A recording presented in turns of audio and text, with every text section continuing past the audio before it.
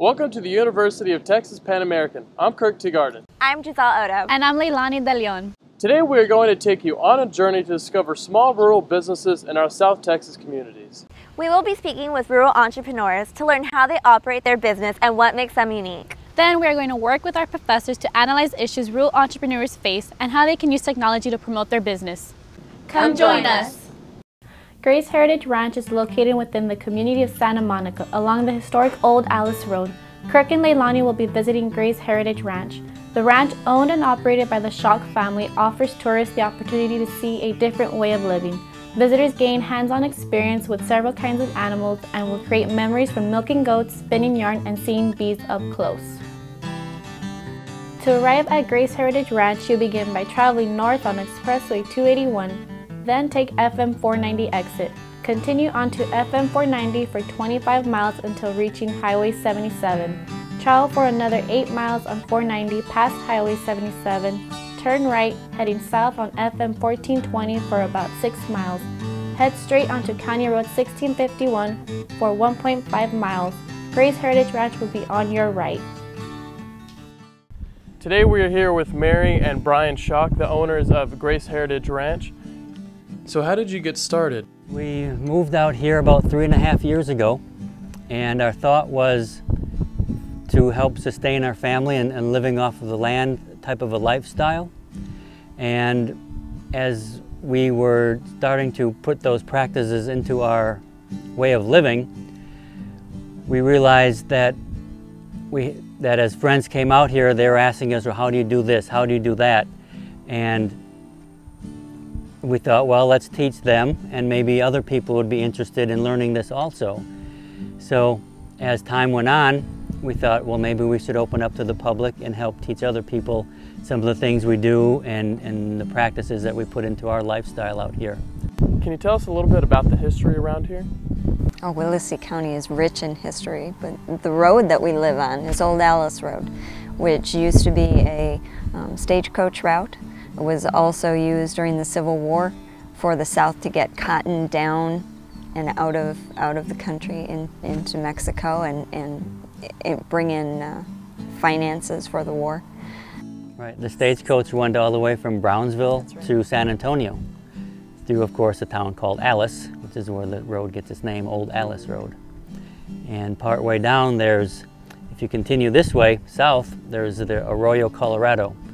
And there was a ferry built at there one time to have the stagecoach be able to cross the water area. And the name Grace Heritage Ranch, how did you come up with that name?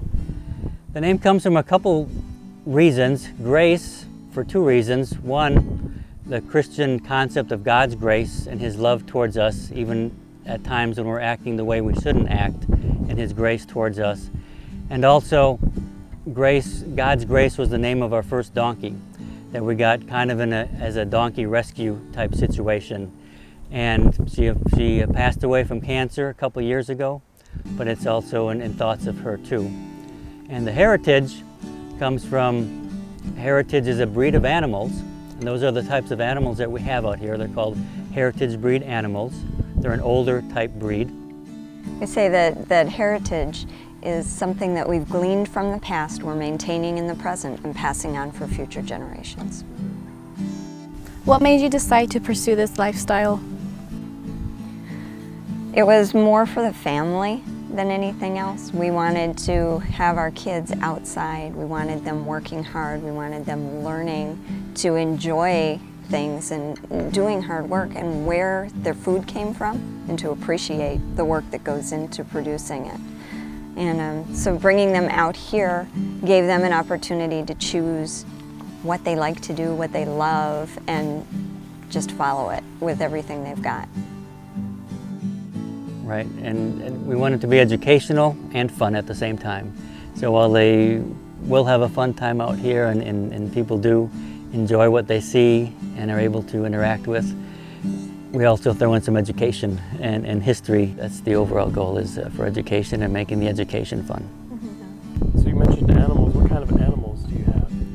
Okay, we have cattle. The breed is called American Milking Devon. They're a heritage breed that actually came to the United States in 1623 with the Pilgrims. We have donkeys. We have a couple different breeds of goats, some that are also a rare breed. We have turkeys and chickens and geese. We have potbelly pigs and honeybees. One of the breeds of goats that we have out here are the San Clemente Island goats. They're a very rare breed. There's only about 600 of them remaining worldwide. Worldwide means in the US and a couple up in Canada. And we have one lineage of that breed. We're actually the only ones that have that lineage. And a zoo up in Illinois heard about it, in Bloomington, Illinois. And so shortly here, they were waiting for us to have a baby buckling born. And we just had some born 2 weeks ago. And so we're going to be trading one of ours, one of those new babies, with one of their goats up there. Well, part of it is to keep the genetics going in that bloodline. There's only 9 goats left of the Aaronsburg bloodline. So part of it is to keep that bloodline going. The other part of it is to expand so that not all of the Aaronsburg goats are right here. If something were to happen, there will still be some Aaronsburg goats left. So the zoo is going to try to start working on that bloodline also. And with the education, they get an opportunity to do a lot of things out here too. They get an opportunity to feed the animals, see what they eat, feel their tongues coming out, especially from the cattle and their long tongues and eating. They get the opportunity to milk a goat, which many people might not have that opportunity otherwise. And also to spin some fibers into yarn and to card some cotton and interact with the honeybees up close and see them up close. Do you plan to expand into other kinds of animals besides cows, pigs, goats? Maybe bring in some exotic animals? Good question. We do. We plan on getting some sheep. They're a heritage breed of sheep. Our son and daughter like to use the fibers. They like to spin them, they like to knit, so they work with the fibers.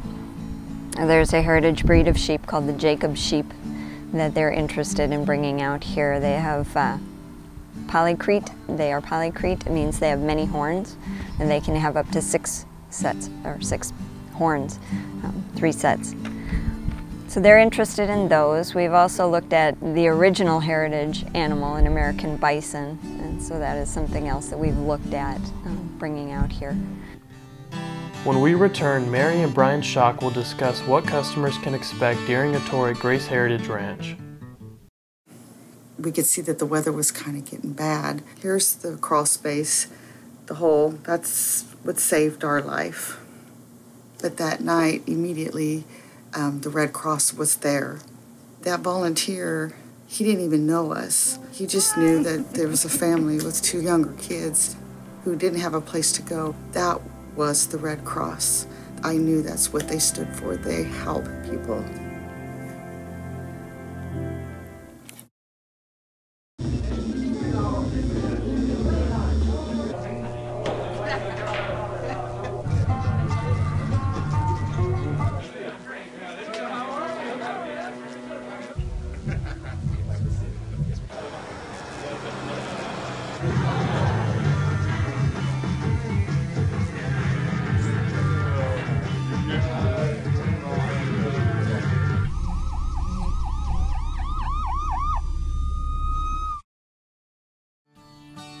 Welcome back. We continue discussing Grace Heritage Ranch with Brian and Mary Schock. So here at the tours, is it safe for children and adults to interact with the animals? Yes, it is. Every animal that we interact with and see and have the opportunity to feed, they can be fed on the other side of the fence. So the humans will be on one side and the animals will be on the other. But we also give them the opportunity to be in with the goats if they want to be there. And that is also safe with them. You know, we're in there with the children, with the parents, with the adults that are out here. And so part of the tour, they will have the opportunity to be in with the animals, just the goats, and the rest of it is definitely safe because they'll be on the other side of the fence. Winter Texans have come out a lot. We have had a school group come out, hoping to have more children come out. I think that families would enjoy it the most. It's something that they can do with their kids, and I like that. And back to your question about the safety of the animals that we let them interact with are animals that we've raised, and we handle all our animals so that they are friendly, so they understand movements of people. They're not afraid, and they get along. And so it's a good, hopefully a positive interaction with the animals. Because we've had a lot of people come out and they've had negative experiences, and so it's good to have some positive interaction with them. Right, the people have told us that they're afraid of turkeys, and they're afraid of geese, and afraid of these other animals that they've been raised with. And so those negative experiences can turn to positive experiences when they come out here. How long do these tours usually last? Like, how long are they? Sure, the tours last, we try to keep them to 2 hours because some people just have a hard time walking or being out for that long. They usually last about 2.5 hours by the time we're done, and we go through a lot of questions. We have them on Saturdays right now. Saturdays there's a tour at 10 o'clock and then another tour at 2 o'clock. We open during the week for private tours. Just call and set up an appointment. Right, for groups of 12 or more. We'll open up then, and people can come out for that. So what kind of paid advertisements have you done? Either through Facebook, flyers, magazines? What kinds have you done? We're just barely starting to get advertising. We've graciously had some newspapers run articles for us. We've had some magazines run a couple articles. And then we've done just a simple rack cards that get put into display areas. We are out from the main city, of course, and the internet is provided by Valley Telephone, and they're in Raymondville. Because of that, of course, that's how we have our Facebook page out there. It's facebook.com/visitGHR, and also we have, of course, an internet site also, and that is GraceHeritageRanch.com. So the internet makes all that possible. Do you use Facebook a lot? We do. We actually post some of the things that we're doing out here. Sometimes it's serious stuff and give teaching on things. Other times it's just things for fun, just to enjoy and have a laugh every now and then, of course. Would you say the internet has helped your business since you're fairly new and getting started? It's helped people? Sure, it's definitely helped, not only because of our Facebook page and our website, and then the advertising that we do brings people to those to learn more information about what we have, but of course it also helps us with our own research and researching the animals and finding who might have some of the heritage breeds and how we can and where we can get them from. So technology-wise, what do you think has been the best means of advertisement for you? Okay, I think Facebook has. We've grown to a lot of likes, I think, in a short period of time, and we enjoy interacting with the people on there too, and posting things about what we're doing, seeing their comments, commenting back to them, of course, and that's probably helped us a lot. Do you post videos, anything like that? We do. We do post videos. Recently one of our video cameras broke, so we haven't posted as many recently, but we have been putting videos on there of the things we do also. Right, and we also have a YouTube channel where the same videos that we put on Facebook we put onto YouTube, and the YouTube channel is Grace Heritage Ranch, and the videos will be anything from just things that we're doing out here, handling the animals, sometimes showing how to tattoo a goat maybe for identification purposes. Some of the videos have also been with our bees. We do bee removals, my son and I, and so we've shown people how we remove bees from walls, and then get them into hives and transport them back out here in their new home at Grace Heritage Ranch. Yeah, from simple things that we do, we have the mushroom video on there, dropping its spores, and videos of eggs hatching. We haven't gotten a birth yet, but we have the eggs hatching. It'll happen soon enough. Yes, right.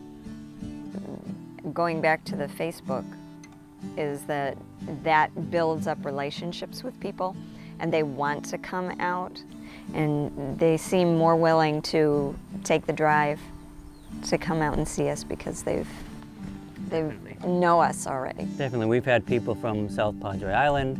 We've had people come out here from McAllen, and you know, some of those people are Winter Texans, some of them are locals, and so we have a mixture of people and have a real good time with them. What do you want people to take away from their experience here at Grace Heritage? Hopefully they've had a lot of fun while they're here, that they've enjoyed it, that they've gained an appreciation for the things from the past. I'm a history buff, and there's so many things that we can learn from the past, and to be a part of helping those heritage animals to be remembered and hopefully sustained, and that they would get an appreciation for that. Maybe even be inspired to go ahead and try some of the things that they've learned on their own. There's so many things that have so much value to us, and we're losing them, and we don't realize it. We're just letting it slip away. So I want to keep those breeds alive. I want to keep those heirloom vegetables alive. I want that to be passed on to my kids and hopefully my grandkids. So overall, what would you say makes your business special? I think what makes it special is one thing Mary touched on before, was that it's family oriented. And that's what we really want to concentrate on here, that it's something that's affordable and that someone can bring their family out to and just have a good time and learn and maybe take some of those practices and some of those thoughts back with them when they leave here and put into practice themselves. I agree. It is very much our family. This is our whole life, and we're always working together on something. And so to share it with another family, to let them see, you know, the working together and enjoying being with each other, I think that's important. Well, it was great speaking with you guys. We had a great time here today. Yes, thanks for having us. Wonderful. Thank you for being in here. It's been a great tour. Thank you. Thank you for letting us share a little bit of our life with y'all. When we return, Dr. Michael Miner from the University of Texas Pan American will join us in discussing Grace Heritage Ranch and opportunities for rural businesses. In a one-year span, I'd counted over 100 blood transfusions. That whole experience, Lindsay's experience, changed our whole lives. Just changed our outlook on everything. Sometimes you take things for granted that you shouldn't. We all do that, but wow, we don't do that much anymore.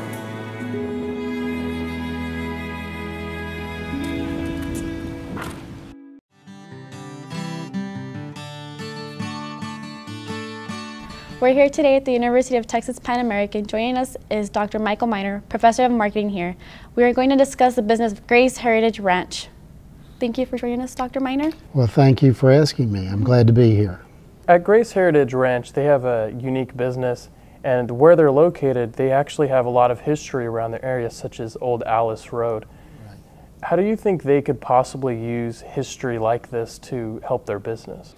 In the area where I'm from, Tennessee, there are, well, everywhere you look, there is a Civil War battlefield.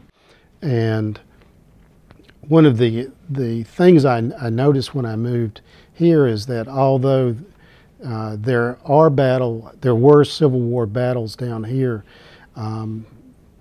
there doesn't seem to be any attention paid to them, so no one knows about them, or at least they're not discussed very much. And so I think this might be a possibility, since Grace Heritage Ranch has a connection to the Civil War.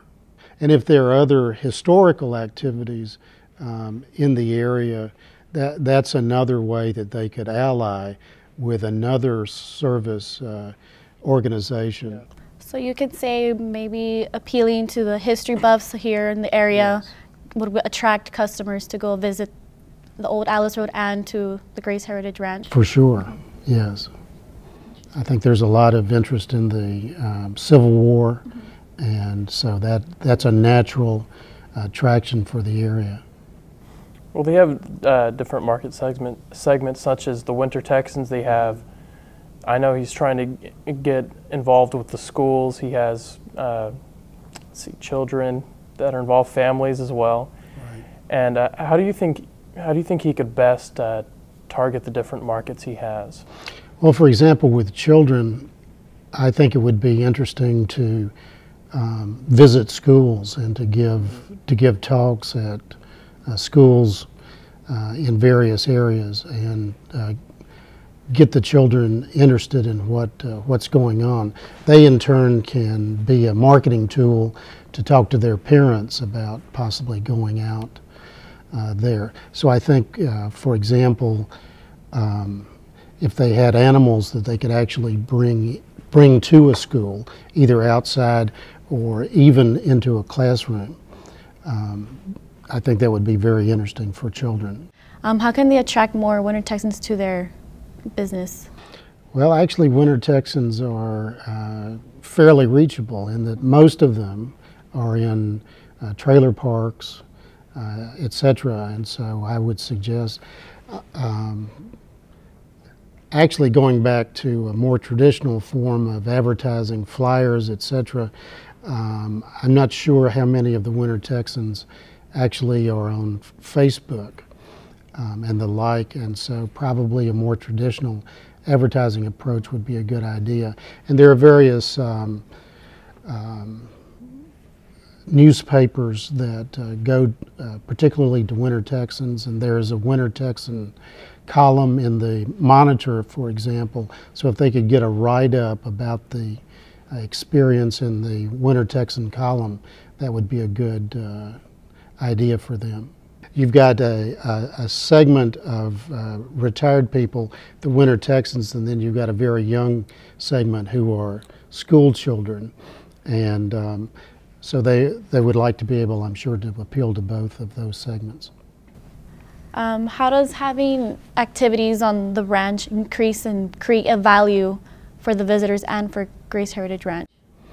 Well, of course, people won't come unless there is an activity or several activities to be involved in. I actually think there might be an opportunity to increase the value of the ranch by developing some additional products that they might be able to market to the Winter Texans in particular, and possibly their younger customers as well. So, for example, they're involved in excuse me, weaving, but I didn't see any note about whether they had woven products for sale. And so I think there's an opportunity there to develop some souvenir products that could be sold to customers who are already there. Well, since Grace Heritage Ranch is a unique service business, they're an agritourism business, where they talk about their lifestyle and farming in general. What do you think they could do different in order to retain and gain loyal customers? Well, I think the best thing they could do perhaps is to develop a service that would involve more than one visit.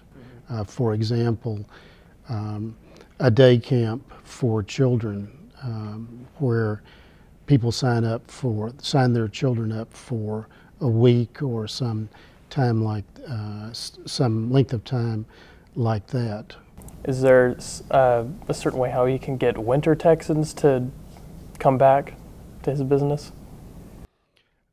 Again, I think there would have to be additional products that that people would come back to see, or different activities.